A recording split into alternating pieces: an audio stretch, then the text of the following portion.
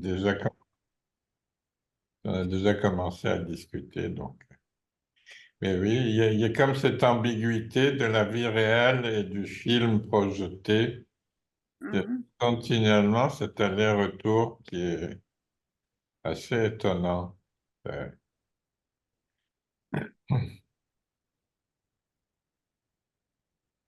Si bien que quand on annonce la mort la mort de Peter après qu'il ait pris sa potion, on s'attend à ce que l'autre aussi soit mort, mais non, il est encore là. Mhm.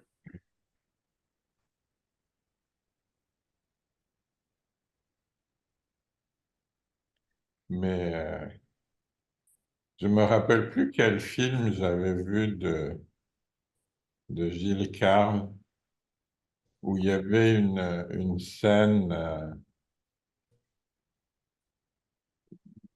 d'érotisme, mettons, entre un vieillard en chaise roulante et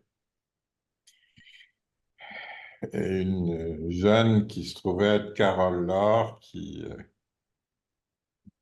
se montrait dans son plus simple appareil, là, un peu plus sophistiqué quel film. Mais- La tête de Normand de Saint-Onge, peut-être? Ouais, peut-être. Comment c'est de Normand Saint-Onge? Comment quoi? Le début, le titre du film La tête. doit Et, être. OK. il y avait le docteur Moreau qui était notre superviseur qui disait on oublie qu'elle a une tête dans ce film-là OK. parce que c'est toujours son corps qui est filmé là. OK. On parle de la fille de Carole Laure, là, c'est ça? Ouais. Je parle de Collard. Ouais.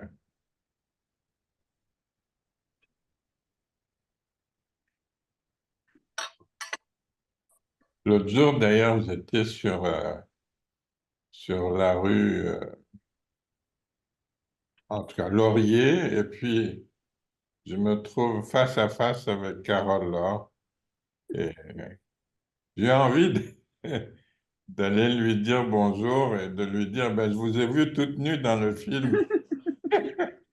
mais je me suis dit, bon, ben, c'est pas une bonne introduction.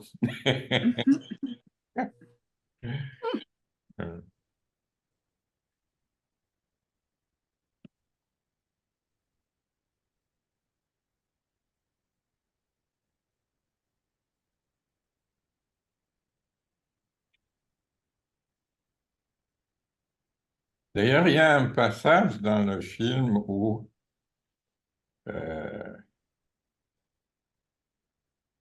c'est c'est Mona qui dit, ou bien c'est Chloé Sainte-Marie qui dit, je suis toute nue dans la cuisine. Euh, vous vous rappelez ce moment? Mhm. Euh,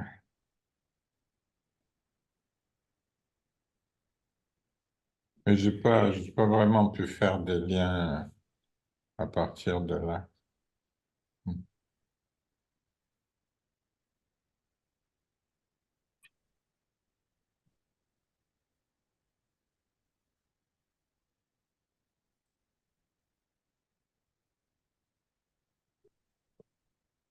Allô, Christian?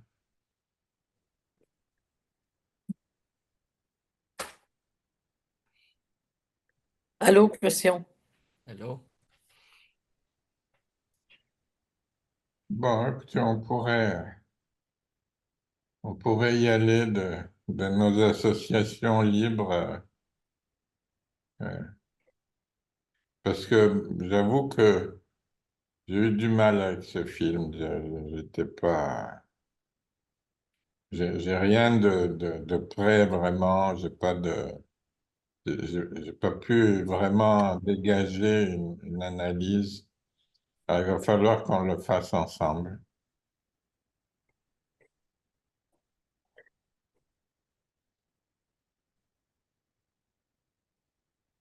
Ben, moi, j'ai vu, si on parle des signifiants qui s'opposent, là. Moi, j'en ai vu, mais je ne sais pas si c'est bon.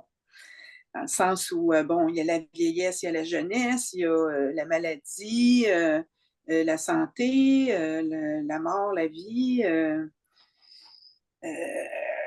l'eau, la terre, dans le sens, bon, il est sur une île avec le petit passage qui a lieu juste une fois par année où la Oui. civilisation peut venir sur l'île verte.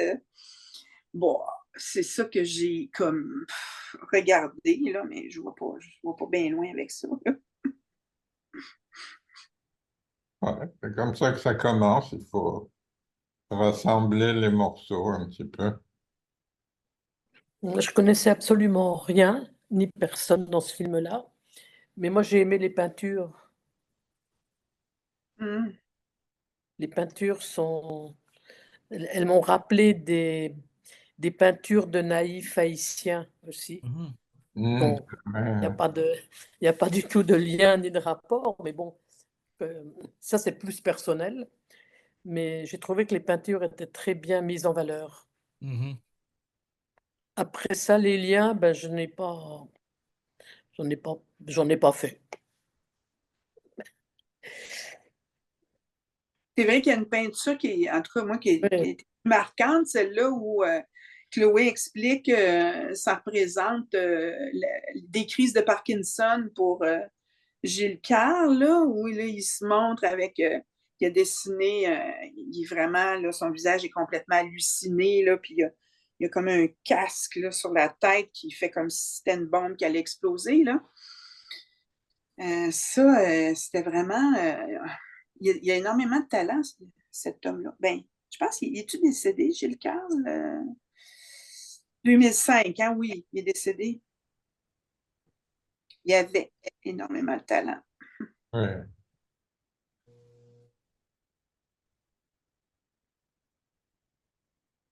Il y a une poésie dans son verbe aussi tout le temps. Hmm. Là, c'est la marque de ses films aussi, là.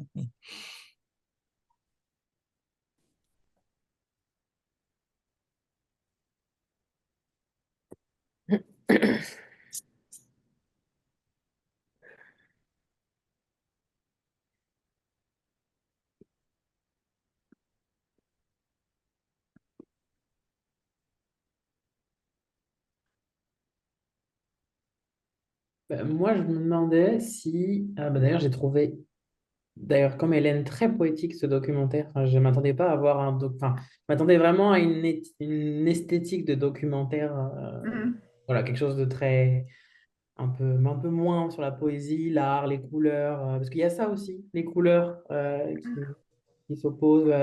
Des plans entre les fleurs et l'hiver, la lumière, la lumière et la. Parce qu'en fait, la narrative aussi, le fait qu'on puisse avoir les commentaires, comme si c'était le réalisateur qui parlait de intérieur jour, extérieur, enfin, c'est ces commentaires-là qui donnent des indications sur la lumière et le temps aussi. Et est-ce que on ne pourrait pas mettre là-dedans le fait que ça s'entremêle la réalité et le film? Parce qu'il y a un moment où on ne sait plus où est-ce qu'on est. Parce que moi, j'ai mis un petit temps au début à vraiment me dire, bon, ok, là, c'est Mona, là, c'est pas Mona, là, c'est... Enfin, de cet entremêlage-là entre la réalité et la fiction de ce scénario-là qui a été écrit et qu'on suit tout au long de ce documentaire. Euh, Puis bien sûr, la mort qui est présente et cette relation qu'il y a avec la mort aussi, hein, de l'accueillir, de l'embrasser, de l'accompagner, par rapport à tous ces moments de vie qu'on voit, les moments de joie, de partage, le grand dîner. Euh, voilà, quelques enfants. Il y a une petite fille qu'on voit aussi de temps en temps, des plans sur cette petite fille-là, que le contraste avec la maladie, la santé, et aussi le fait qu'il soit sur une île aussi, pour le coup, mais sans être isolé, parce qu'il y a quand même du monde sur cette île. Donc, voilà un peu ce qui me vient là pour Hmm. le document. Mais il y a un élément structurel à mettre en lumière d'après notre méthode, c'est que précisément, le réalisateur fait des liens entre deux textes, deux lignes narratives qui sont celles du dernier film inachevé de Gilles Carle et celles des derniers jours inachevés de Gilles Carle. Hein? Donc lui-même rapproche les signifiants entre les deux lignes narratives. Il fait le travail que nous, on est censé faire, en fait. Exact. Il les souligne par tout un renfort d'imagerie, de rappel. Donc, au fond, c'est ça, il nous vole notre travail. Là. Oui, c'est vrai. On peut le regarder faire, là, mais c'est vrai, il souligne ça là, à chaque occasion, avec des rappels à l'œuvre du cinéaste de Gilles Carle, qui est mobilisé pour illustrer à la fois sa vie et son dernier film, qui est en même temps une sorte de retour sur cette phase de sa vie, une sorte de synthèse aussi de ce qu'il a voulu faire. Là. Sa lutte de toute sa vie contre une morale qui déjà n'existait plus, là, mais ça, je pourrais y revenir. Là. Il y a tout l'aspect don quichotesque là, de s'acharner sur quelque chose qui est mort, là, mais en prétendant faire le rebelle, alors qu'il est absolument au cœur du consensus de la fin du 20e siècle. C'est-à-dire, bon, jouir sans entrave, le vivre sans temps mort, là, tous les slogans 68 heures. Là. C'est évident, c'est très beau quand on est jeune. Oui.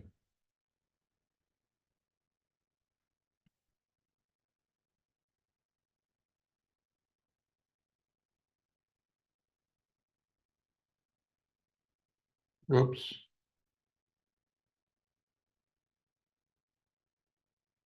Allô, allô? Allô, allô?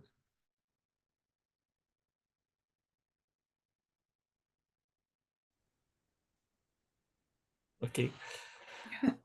Oui, bon, voilà. Donc, il y a tout c'est ça. J'étais à la longue frappé par cet aspect anthropologique, voire culturel.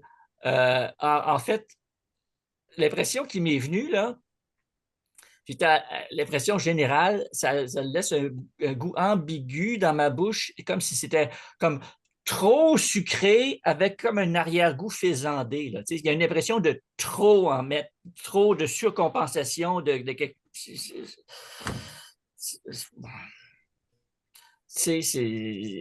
faut toujours saisir, mettre en exergue les moments de plaisir, de jouissance, puis en faire une sorte les mobiliser contre quelque chose qui s'opposerait à ça, mais qui est plus là, là. Il n'y a plus personne qui interdit quoi que ce soit, là, mais le combat continue, semble-t-il. Ça revient tout le temps, là, sa lutte de toute la vie contre la morale, là, une morale qui n'existe plus. Puis comme si eux-mêmes vivaient pas une autre morale très exigeante, là, exigeante au point que, comme dans un film de Léopold qu'on a vu l'an dernier, la dernière fugue, elle exige que les enfants tuent leurs parents en fin de vie. Là, hein? C'est le même propos.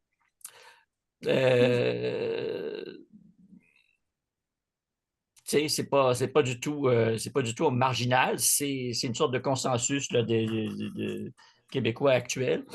Mais ça se présente comme quelque chose d'héroïque. Là, et c'est certainement une morale là, qu'on nous assène là, comme si c'était une anti-morale, mais c'est évidemment, ça c'est une position morale. Là, alors que c'est prétendre se battre contre la morale, alors qu'on fait qu'opposer une morale à une autre, il y a une sorte d'ambiguïté. Là, comme si c'est ça, c'est une morale de la pure spontanéité hédoniste qui se présente comme telle, mais pour ça, ça se construit, ça, c'est pas spontané il y a quelque chose finalement de trop volontariste dans tout cet arsenal de petits plaisirs là, à plaquer sur toutes les expériences, là, puis à mettre en exergue à chaque occasion contre un adversaire fantomatique. Il y a cette espèce de structure là, agonistique. Là.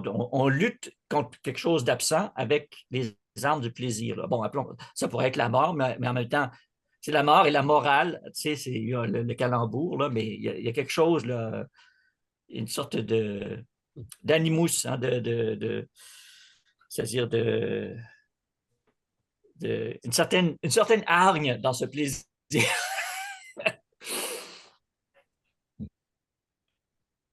Ben, moi, je dirais qu'il y a aussi la maladie, le Parkinson qui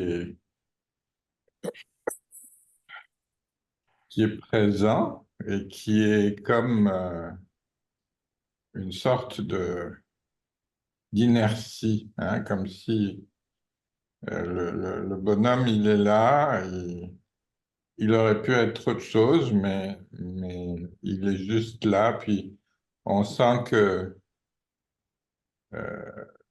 que la maladie est en train d'atténuer son goût du monde.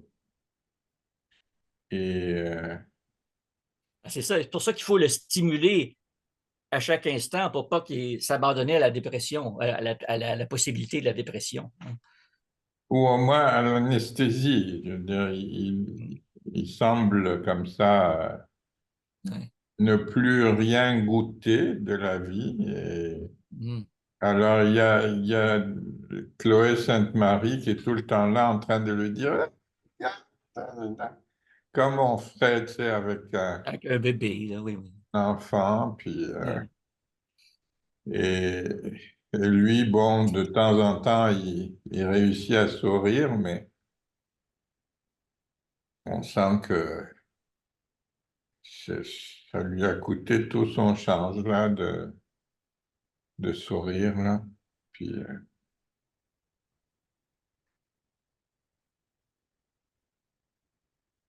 et c'est drôle parce que on lutte contre la maladie, contre l'inertie de cette maladie qui semble nous envoyer vers le fond. Et en même temps, au moment de mourir, on prend une potion mortelle. Mhm. C'est comme si on lutte pour rester en vie, mais au moment de mourir, au lieu de se laisser mourir, on se tue. C'est comme Mhm. si- c'est particulier comme formule. Ben, c'est pour rester maître de sa vie, de sa subjectivité, hein. C'est ce qu'on appelle la dignité aujourd'hui, hein. C'est de ne pas subir sa mort, mais l'intégrer à son programme de plaisir, là, et puis quand il n'y a plus de plaisir à retirer de la vie, ben, on inclut le terme de façon la plus festive possible. Euh, bon, c'est comme dans le... C'est quoi le film de... Denis Arcand, là, Exactement, oui, oui, c'est le ça. Tu déclin vois, de ben, c'est l'Empire un peu le américain. paradigme qui s'est imposé dans la société depuis, là, tu sais, c'était vaguement osé à l'époque, mais c'est absolument consensuel depuis, là, tu sais. Mais c'est ça, c'est l'idée que pour avoir sa dignité, il faut demeurer maître c'est ça, il faut être maître de l'heure de sa mort, hein. Il faut inscrire ça sur son agenda, bien le planifier, bon, avoir des petits fours et du champagne à côté, là, comme j'ai une tante qui a fait ça, là. Bon, puis ensuite, on continue avec le reste des préparatifs, là, mais c'est ça, c'est quelque chose. Il n'y a pas de place pour l'imprévu, la négativité radicale, en quelque sorte. Si on intègre ça, si ça devient volontaire, alors là, la négativité, si on veut, ou la passivité est comme surmontée ou transformée en autre chose. Ça devient plus acceptable.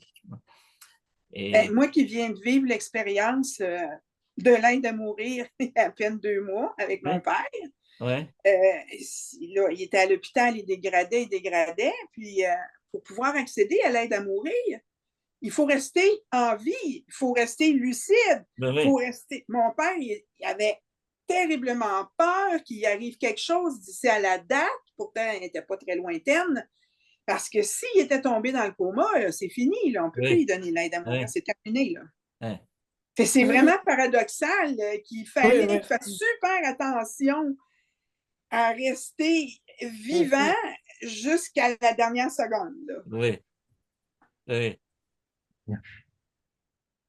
Mais tu veux dire que ton père voulait Mais mon avoir... père a demandé l'aide à mourir parce que là, il était en train de décliner. Là. C'est sûr qu'il ne revenait pas bien. Là.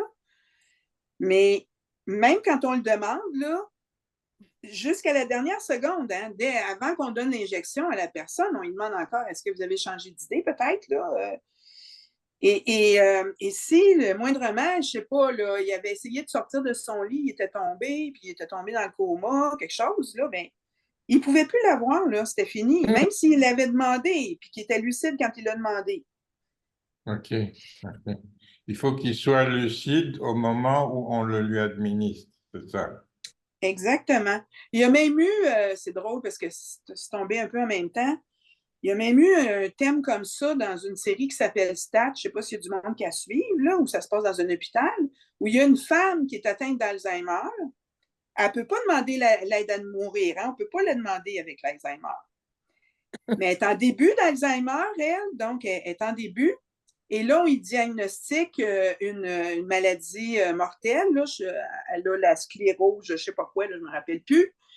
Elle peut demander l'aide à mourir pour ça. Ah, Mais il faut qu'elle soit lucide pour faire cette demande. ah, Aïe, aïe, aïe.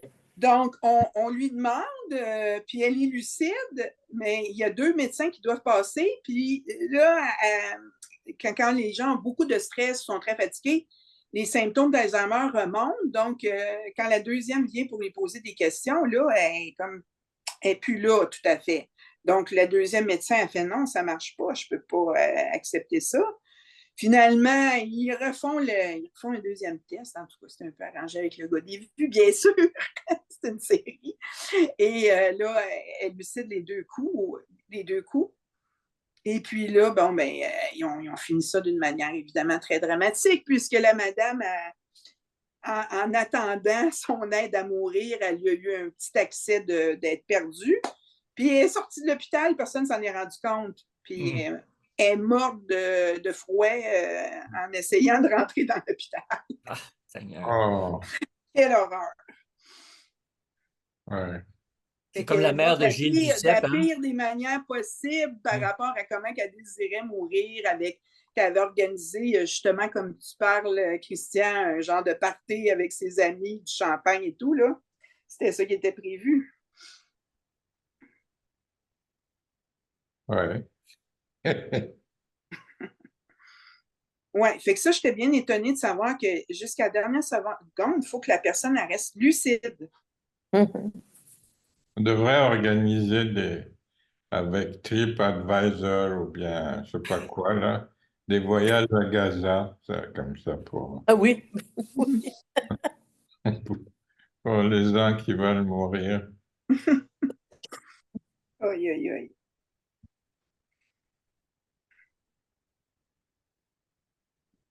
mais c'est aussi une croyance dans la volonté qu'on a de maîtriser complètement les processus de vie et de mort. Oui, oui, c'est ça l'enjeu, oui. C'est ça l'enjeu, hein, mais est-ce que ça c'est possible? Enfin, dans certains cas, oui, mais comme Hélène le dit, il faut rester aussi lucide. Plus on est malade, mais si t'es pas lucide, ça sert à rien, quoi. Ouais. Ça présume que ce soit désirable, hein?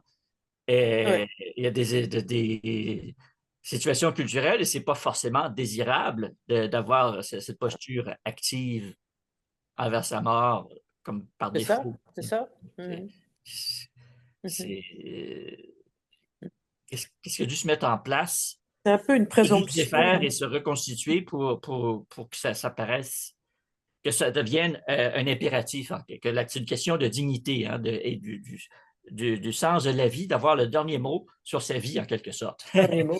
Alors Oui, que le c'est drôle, dernier mot. Bien ça, oui. Oui. oui, parce qu'après la guerre, Maurice Blanchot avait des méditations profondes sur la mort, et pour lui, en fait, ce qui m'en reste, c'est ce qu'il y a de plus fondamental dans la mort, c'est l'inachèvement.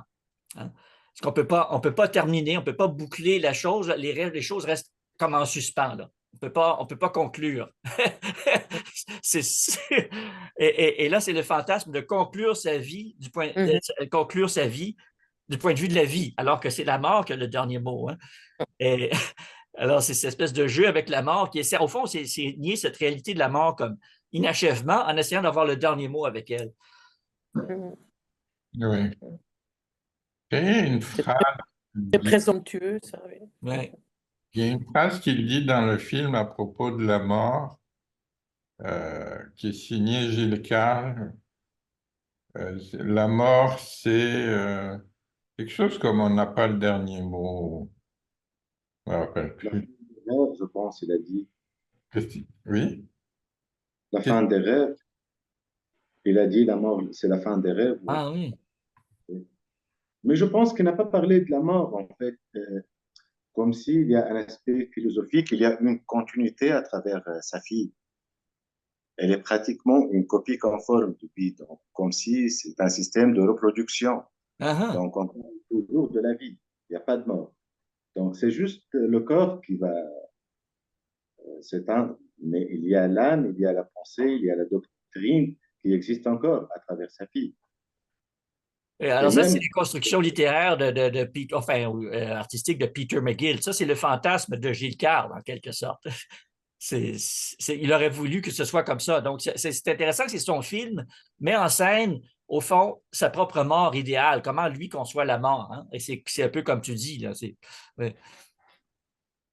peut-être c'est à travers les dessins.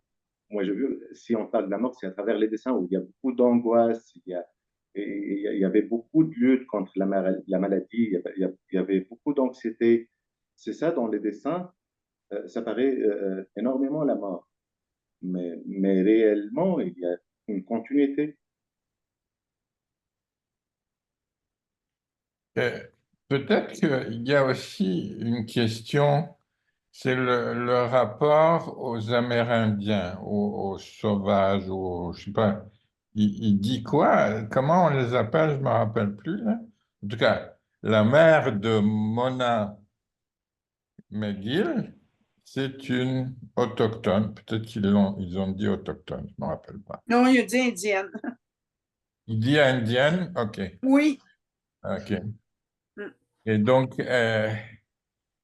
elle accouche de Mona et puis elle vient la mettre sur le parvis, enfin sur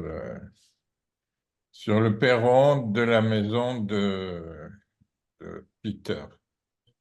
Comme si elle a servi à produire l'enfant, mais ça y est, son rôle est terminé, là. Et il y a l'idée d'une association entre les Indiens et l'île verte.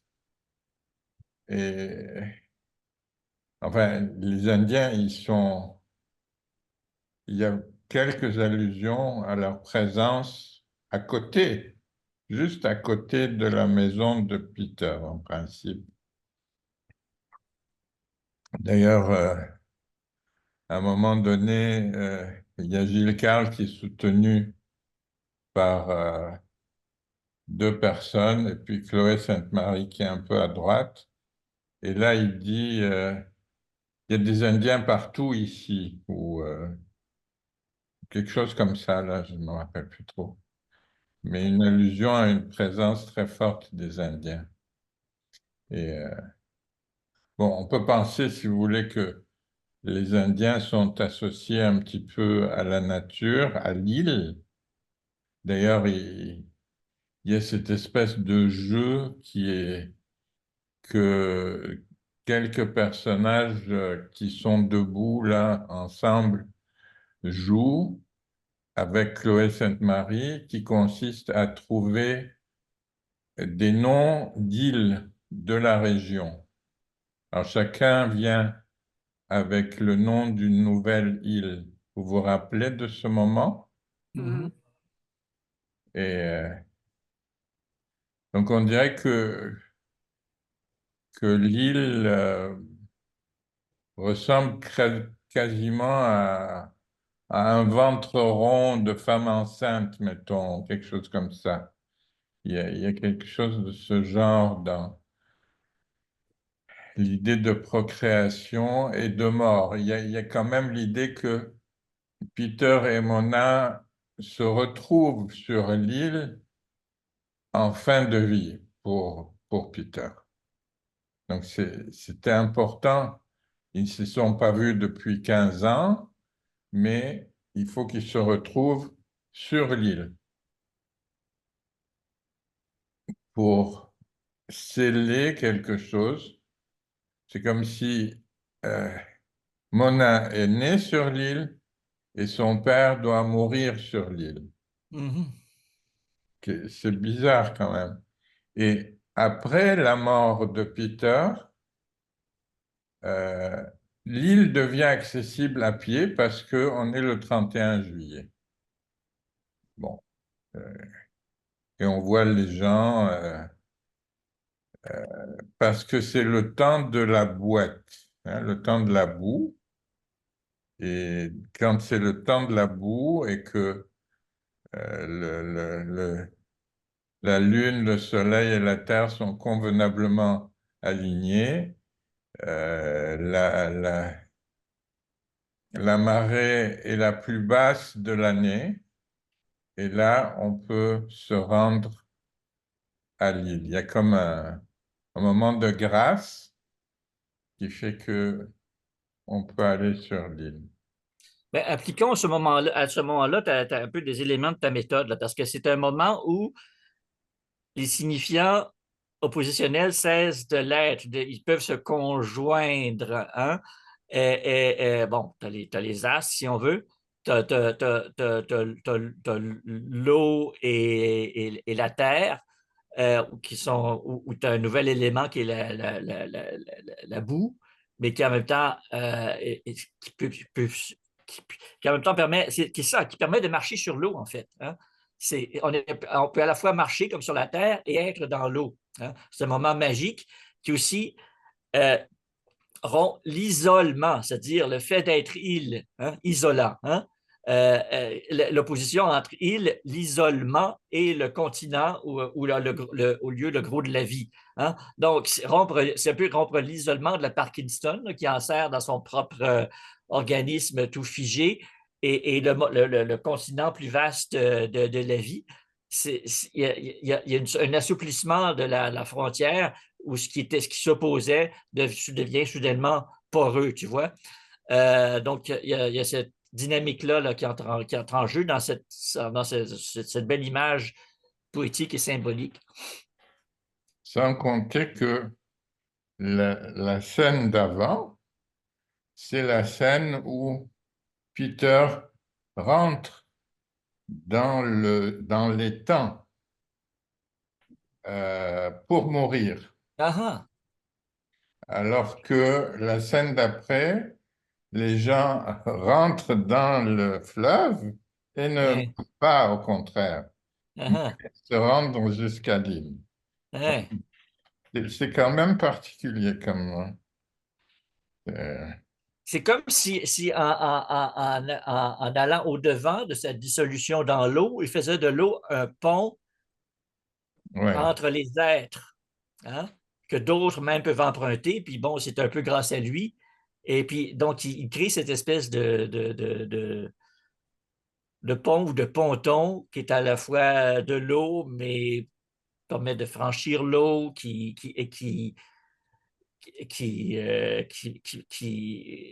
crée une continuité entre l'isola, l'île et le continent, donc l'être qui est isolé jusque dans la mort, mettons, mais Et qui reste en là, contact avec le monde des vivants. Hein.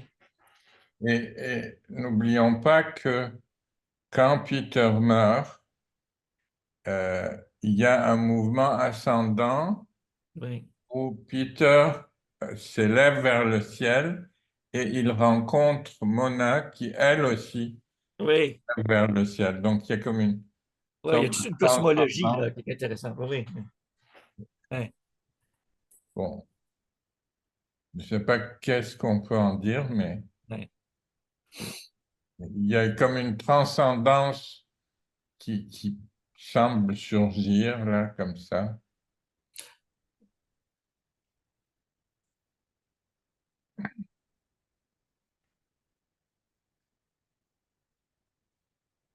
Mais en même temps, en fait, tout ça a été déclenché par ce que disait Hélène, ou je ne sais pas qui disait ça, de cette relation en miroir entre Peter et Mona. Hein. Si Peter et Mona sont à l'image l'un de l'autre, Peter a voulu faire Mona à son image, euh, c'est parce que l'Indienne n'est plus là. C'est clair que Peter a la seule responsabilité de Mona parce que l'Indienne a abandonné Mona sur le perron. Donc,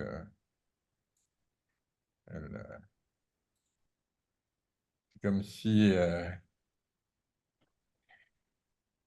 comme si l'Indien, c'était la terre, c'était l'île, c'était tout ce qu'il y a de disponible, de dispo, de prêt à l'usage sur cette terre. Et, et, et- et l'homme blanc arrive et façonne cette terre à son image parce que il réussit au fond à suspendre ou à faire oublier le rôle de l'Indien. Hein, c'est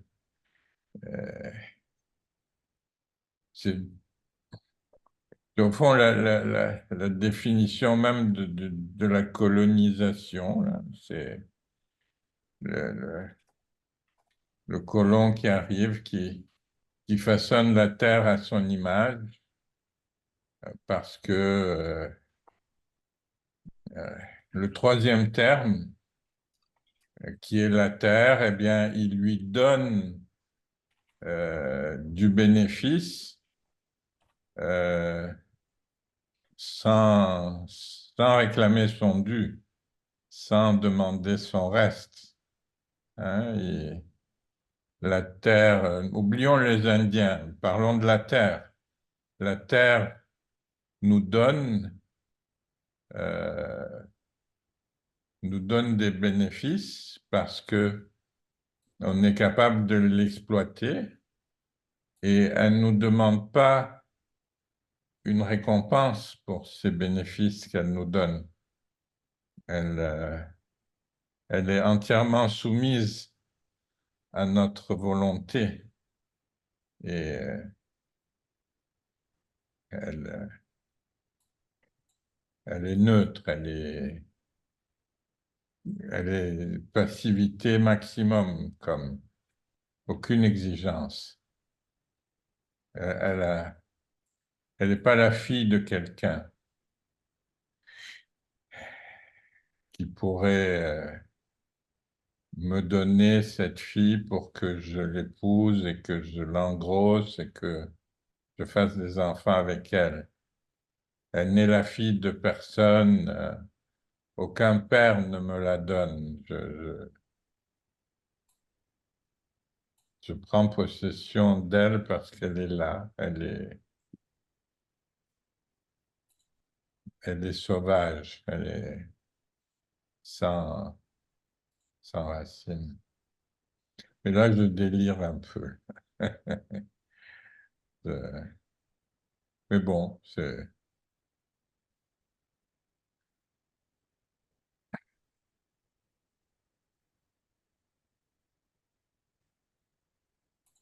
un peu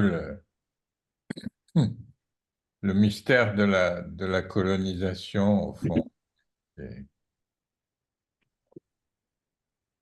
pourquoi la colonisation qui a un peu pollué notre terre et qui, qui risque peut-être de la détruire aussi. Et cette colonisation est comme malgré nous, hein, elle est venue toute seule, on n'a pas voulu.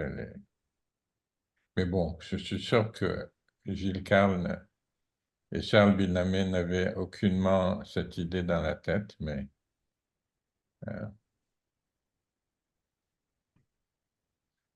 mais bon, on peut dire au moins que euh,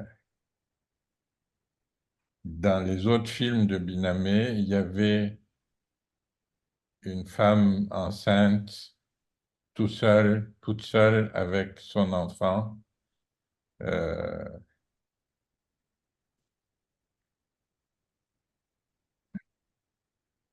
dont le père était inaccessible.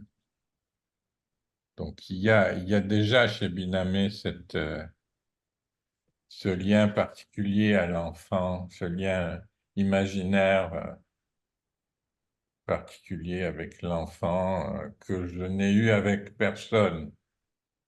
Ou,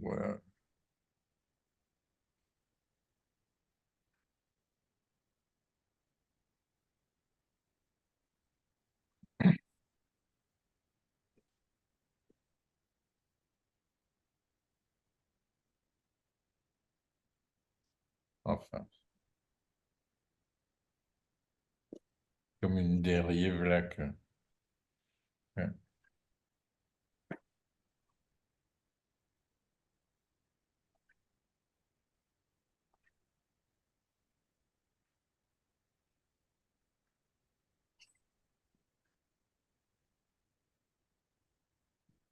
Et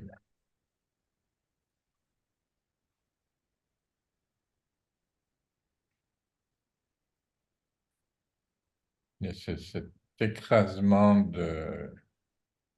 de la maladie de Parkinson qui fait que euh,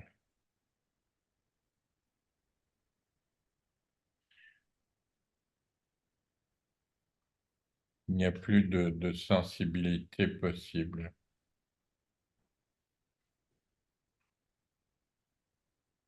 Ben oui, oui, mais elle est difficile. Elle doit être volontaire, hein. C'est pour ça qu'il faut la forcer, la stimuler, l'accentuer, la verbaliser, la ritualiser, parce que elle demande un effort. Pour sentir le plaisir comme contact avec la vie, il faut un effort suprême. C'est pour ça que ça doit être constamment euh, réitéré de façon agressive presque. Ouais.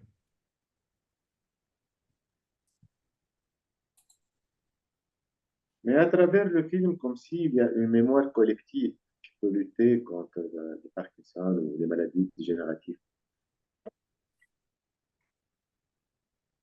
C'est vrai C'est que tout ça, le monde est là, oui, c'est ça. C'est ça que tu veux dire. donc, c'est l'objectif, en fait, je pense, du film. Que la collectivité est là pour se substituer à la perte de mémoire Oui.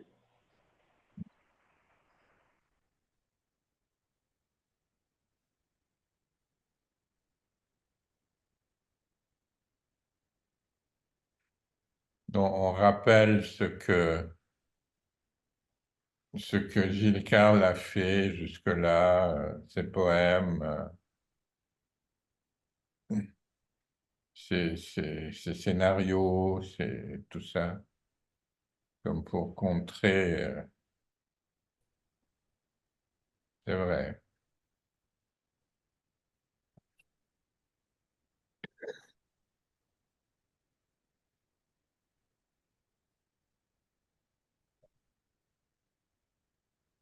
Et quand il meurt, tout à coup, il y a plein de choses qui deviennent possibles, entre autres aller sur l'île à pied. Ouais.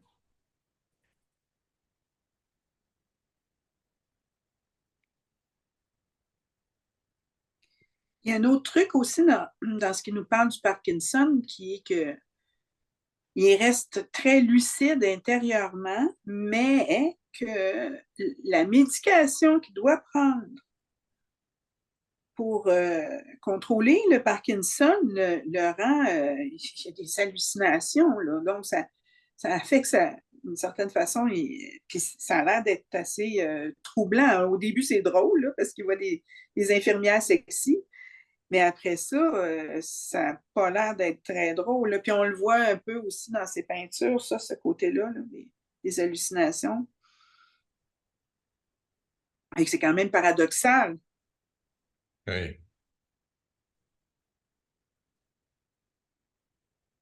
C'est vrai que l'hallucination, le fait de voir des petites infirmières sexy, est congruent avec l'espèce comment il dit, à un moment donné, c'est lui qui dit ça, je voudrais être pas un pervers. Vieillard lubrique, un vieillard lubrique. Libidineux, Voilà. oui, Libidineux. oui. Libidineux, oui.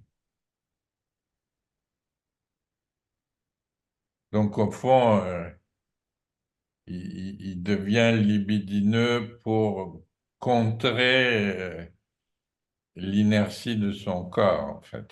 C'est comme si il surstimulait ses fantasmes sexuels pour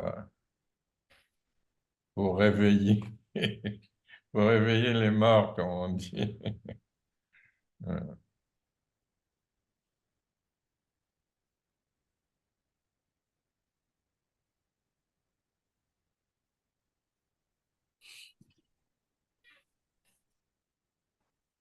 Oui, mais ça, je veux dire, il a toujours été, là, je veux dire, c'est rien de nouveau, là, c'est qu'il ne change pas son registre, il en remet dans ce qu'il a toujours fait, qu'on voit même dans ses films. Il y a ce détour par le fantasme de jouer à l'Indien, au sauvage, là, pour retrouver l'espèce d'amour libre qui a lieu entre eux. Là. C'est quoi ce film avec Donald Pilon, là? Il y a deux espèces de quasiment coureurs des bois là, qui vont avec une hippie qui emménage à trois avec une hippie qui vit dans les bois. Puis qui C'est kidnappe. pas le viol d'une jeune fille douce? Non, c'est pas lui, c'est un celui-là? autre. C'est un autre encore plus connu, là, tu sais. C'est la chanson Le ciel est bleu. Oui, oui, exactement, est ce amoureux. film-là, tu sais. Oui, Oui. ce film-là. Euh, C'est pas la mort d'un bûcheron? ça se peut, mais c'est ça. Mais c'est une imaginaire où ce fantasme du bois, où toutes les aventures, notamment sexuelles, sont possibles, tu vois. C'est ça que représentent les Indiens aussi dans ce film. Là. Ça La fait vraie partie nature de Bernadette. ça doit être ça, oui, quelque chose comme ça. Ouais. Non, c'est pas Non, ça. non, c'est pas ça parce que c'est plus. Oui, c'est pas ça. Non. Je me souviens vraiment pas, mais c'était avec deux. C'était Donald Pilon, puis. Comment il s'appelait donc l'autre? Je vais le chercher. Là. Les mâles, je pense. Hein? Quoi? Les mâles. Ils se déguisent pas. Les mâles, oui, c'est Voilà. Les mâles. Oui. Ils se déguisent pas même en indien là-dedans. Oui, je pense. Oui, oui.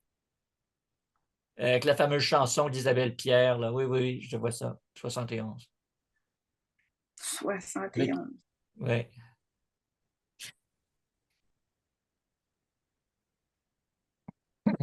C'est ça. En tout cas, je ne l'ai pas vu quand il est sorti, 71. J'avais 11 ans. Ouais. Je l'ai vu plusieurs fois à la télévision, le tard le soir. Là. Oui, oui. Mais ça capture tellement son époque. Là, ouais.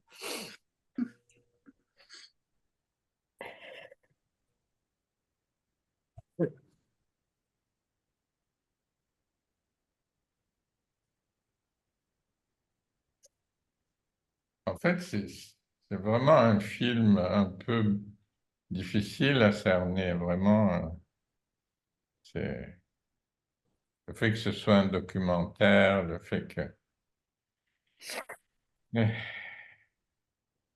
C'est-à-dire, En fait, je n'ose pas vous parler de quelque chose que ce film a inspiré, mais peut-être que je vais tenter le coup et un petit peu compléter mon idée par la suite pour ne pas trop vous secouer.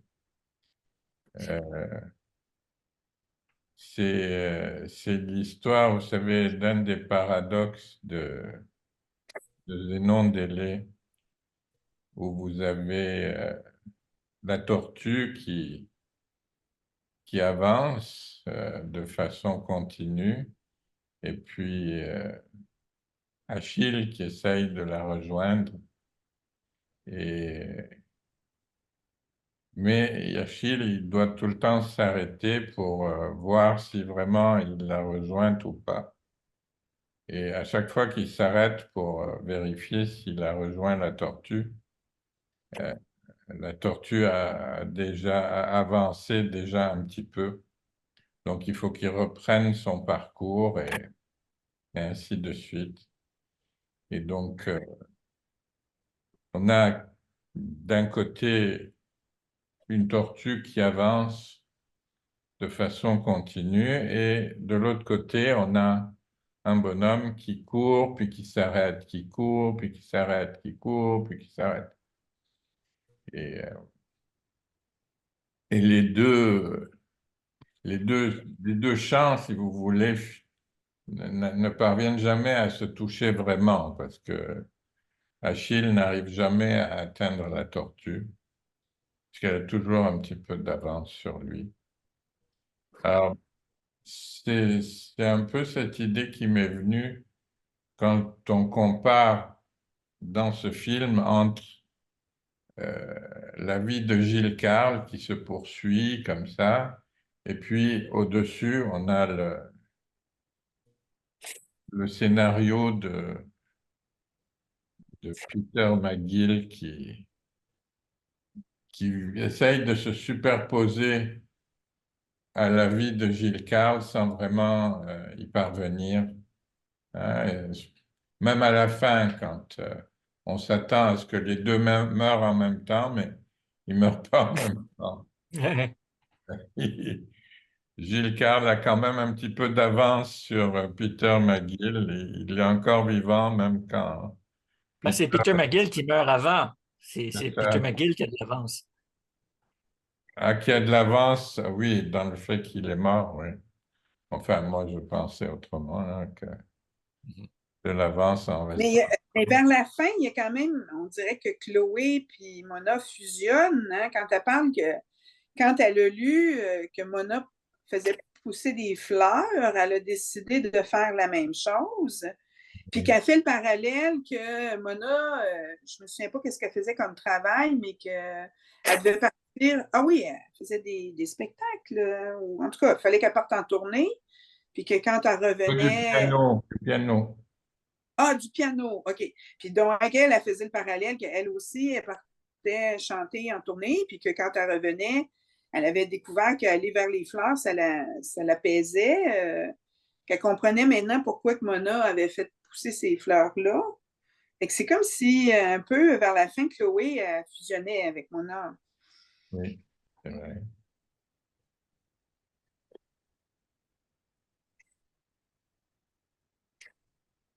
Mais bon, c'est-à-dire que Gilles Carle et Chloé Sainte-Marie sont dans la réalité, alors que Mona et Peter sont des êtres fictifs. Donc, Sauf que la description de leur rapport, parfois, ça devient, il est carrément montré, là, comme quand il parle de Mona qui se couche avec Peter tout habillé, puis on voit Chloé tout habillée, couchée avec Gilles Carle. Hein? Il y a vraiment le recoupement là, qui est un peu plus clair. c'est-à-dire que par moment, il y a rencontre, mais bon, c'est pas tout le temps. Et Ouais.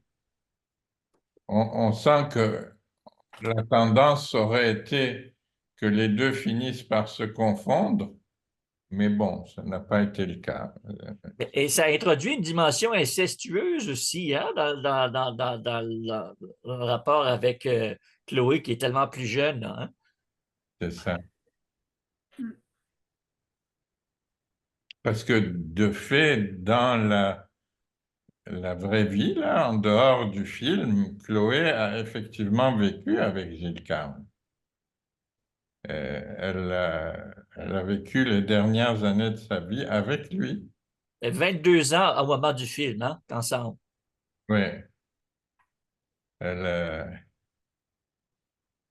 elle Donc, a, quand il est devenu malade, finalement, c'était comme ça s'était transformé, qu'il était passé du rôle de conjointe à presque le rôle de fille qui Exactement. s'occupe de son père. Ouais. Une fille qui materne son père. Oui, c'est vrai. oui. Justement, la patiente dont je vous parlais la semaine dernière, celle qui était suicidaire, elle a un chum qui a le Parkinson depuis quelques années. Et elle se plaint justement de devoir s'occuper de lui. Mais bon.